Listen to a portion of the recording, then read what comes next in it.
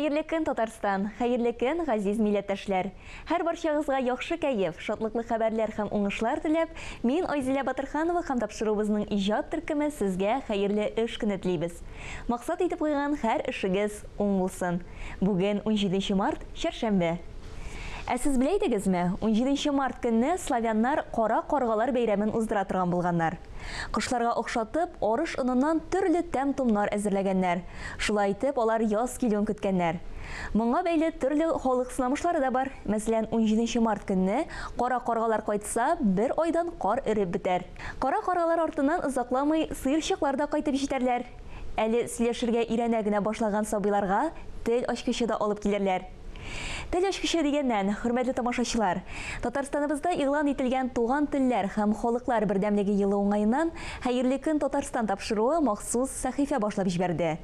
Тел ачкычы дип исемләнгән яңа сәхифәдә Әлфия Хәбибуллина татар телен үзлегеннән өйрәнгән башка милләт вәкилләре белән безне якыннан таныштырыр.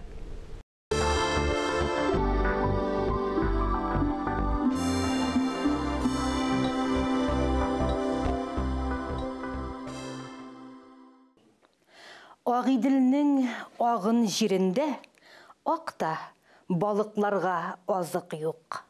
Үзем шәригатьнең юлын беләм, күп хәсрәт күргәнгә язык юк. Бу юлларның авторы беренче татар шагыйрәсе Газизә Сәмитова. Менә шундый бөек затларны бүләк иткән Әстерхан якларыннан минем бүгенге әңгәмәдәшем. Таныш булыгыз. Бөтен Рәсәй һәм халык ара конкурслар лауреаты Илнур Еникеев.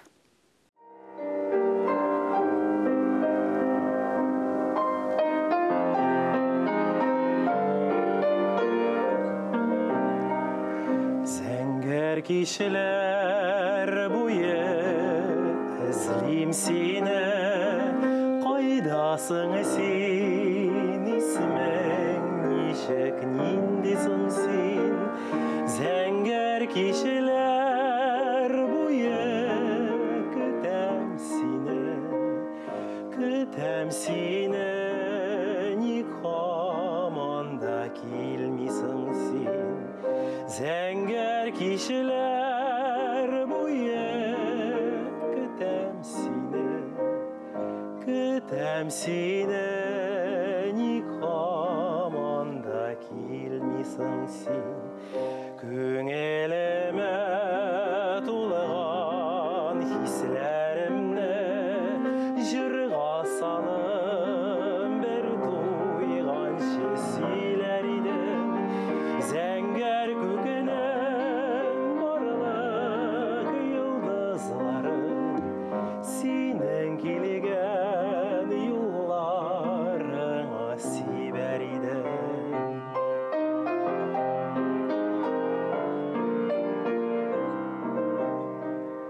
Зәңгәр кишеләр буе көтәм сине, ник һаман да килмисең син? Зәңгәр кишеләр буе эзлим сине, кайдасың син? Исмең ничек, нинди соң син? Зәңгәр кишеләр буе эзлим сине, кайдасың син? Исмең ничек, нинди соң син? Илнур, шундый матур җыр, искиткеч. Һәм инде менә монда сезнең хәзер репетиция бара. Ә бу җырны без сәхнәдә ничек, кайчан ишетә алабыз? Мин Татарстан дәүләт камера хорында эшлим. Һәм инде бу җырларны хорның концертларында ишетергә була. Дөресен әйткәндә, Яхин романсларын мин бик яратам. Бу романс белән мин дәүләт имтиханым тапшырдым. Әйдә, Илнур, рәхәтләнеп бер сөйләшик әле, әгәр дә мөмкин булса, тәнәфес ясап алсак. Илнур, менә мин сиңа карыйм да сокланып туя алмыйм. Дөрес, әле хәзергә сиңа Астраханнан килгән кеше буларак татарча иркен аралашу авырырак. Әмма ләкин син җырларыңны шундый дөрес иттереп, матур иттереп, бер акцент чыгармыйча татарча җырлыйсың, менә ничек ирешәсең син шушындый төгәллелеккә, дөрес татар теленә? Әлфия апам, мин бәхетле бала булып үстем. Өйдә татар җырлары уйнады. Менә шул минем хәзерге вакытта саф татар телендә җырларга ярдәм итә. Менә әйткәнемчә, син бит инде Астраханнан килгән безгә. Мин әйтер идем Астраханны Рәсәйнең татар бишеге дип, чөнки анда 61 меңгә якын татар яши. Шулай да менә синең юлларың Казанга юнәлгән, син Казанга килгәнсең. Ни өчен нәкъ менә Казан? Нәкъ менә татар җырлары мине Казанга китерде. Мин Мәдәният институтына укырга кирдем. Минем укытучым Россиянең һәм Татарстанның халык артисты Венера Хатовна Ганиева булды. Мин аңа шиксез рәхмәтле. Аңа кадәр мин Астраханда татар җырлары конкурсында гран-при алган идем. Астрахандагы музыка җитәкчесе Румия Усмановна Идиатуллина шуннан соң мине Казанда узган татар моңы конкурсына җибәргән иде. Мин анда дипломант булдым. Илнур, менә телгә кайтып калсак, синең татар телендә шушылай авыр аралашуыңның тагын бер сәбәбе ул да булса, син бит катнаш никахтан туган егет дип әйтик инде бала. Синең әниең рус милләтеннән. Әйдә, бала чагыңа кайтыйк әле. Менә нинди тәрбия алдың син гаиләдә? Әйе, Әлфия апам, чыннан да мин катнаш гаиләдән. Әнием рус милләте кешесе, әти татар. Мин балачакта татар мехтендә үстем. Әти белән без мәчеткә йөрдек. Мин мусульман кешесе. Шул ул вакытта гаиләдә ике диндә тигез күрелә. Без мусульман һәм христиан бәйрәмнәрен хөрмәт итәбез. Менә мәчеткә йөрүеңә, синең мусульман динен кабул итүеңә әниең берничек тә каршы килмәдеме? Һич юк. Киресенчә, минем мәчеткә йөрүемә ул сөенә. Һәр вакыт улым садака бирдемме дип, үзе үкскә төшереп тора. Монда инде әфәрин дип әйтергә кирәк, синең әниеңә олы хөрмәт белән менә безнең бөтен тамашачылар аңа хәзерге вакытта карый торгандыр. Чөнки беләсеңме, гадәттә менә шушындый гаиләләрдә хаким тел, безнең менә шу рус теле бит индеме, ничектер кичкенә телләрне юта. Ягъни урыс белән татар кавыша икән, күпчелек гаиләләр рус теле ягына борылалар. Монда сезнең менә килеп чыккан киресенчә.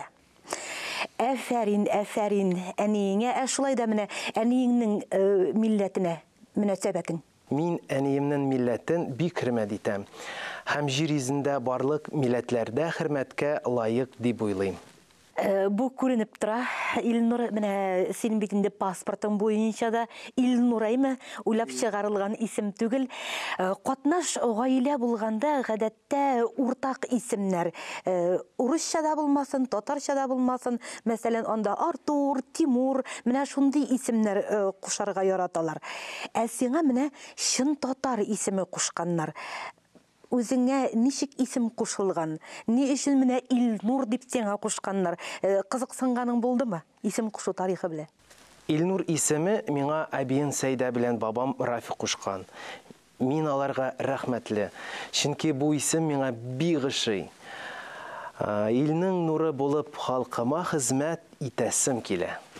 Синең искиткеч матур исемең. Әбиең белән бабаң алар Астрхан өлкәсендә яшиме? Әйе, минем бабай һәм әбием ул чын Астрхан татарлары.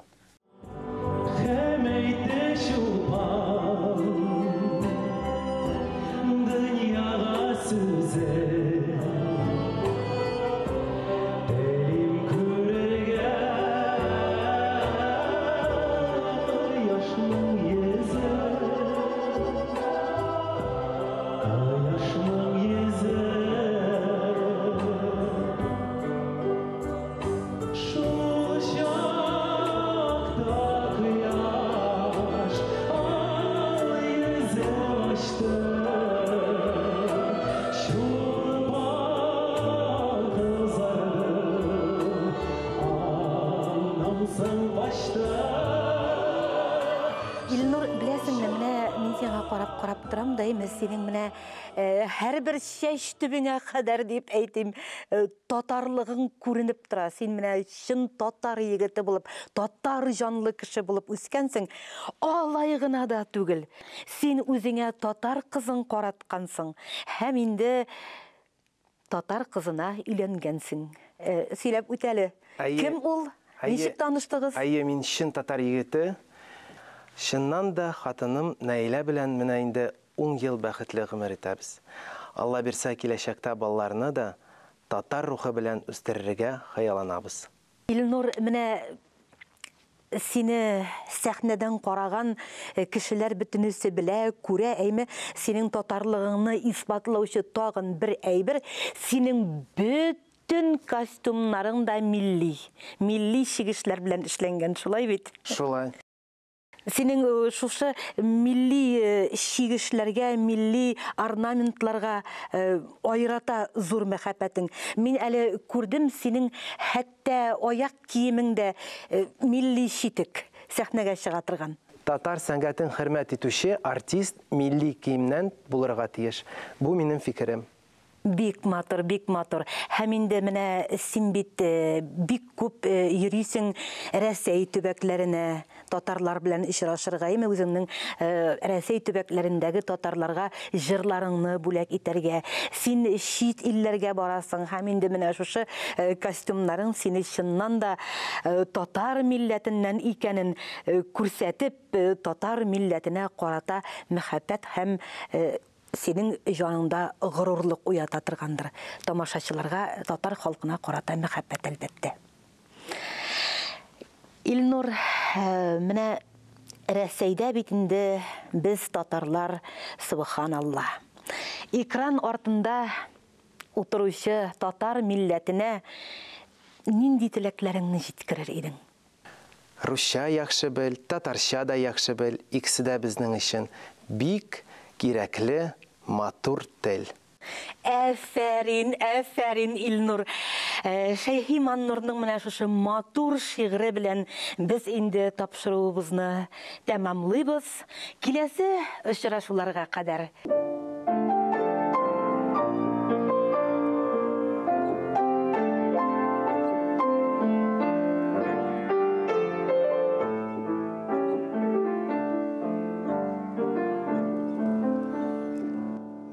Басқатлауырға жер үстіне Умар заяшыға қарағыз Умар заяшыға Умар заяқалқа Умар заясуза sabahın Umar zayaşığa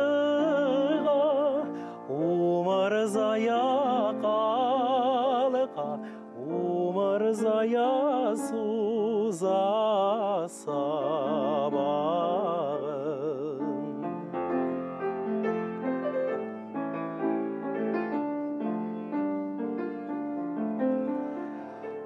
Umar zaya biktiz üsep şığa Bik azgına yeşit urayım Umar zaya biktiz başın asqayya Umar zaya sulama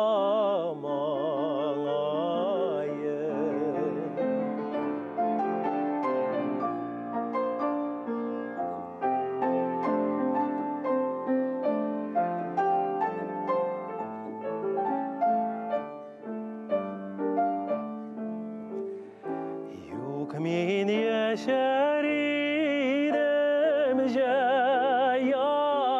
yasavşı Zor şaşaklar bilen jayılıp Yok min ölmez idem умырзая кебек, умырзая кебек баяғы. Юк мен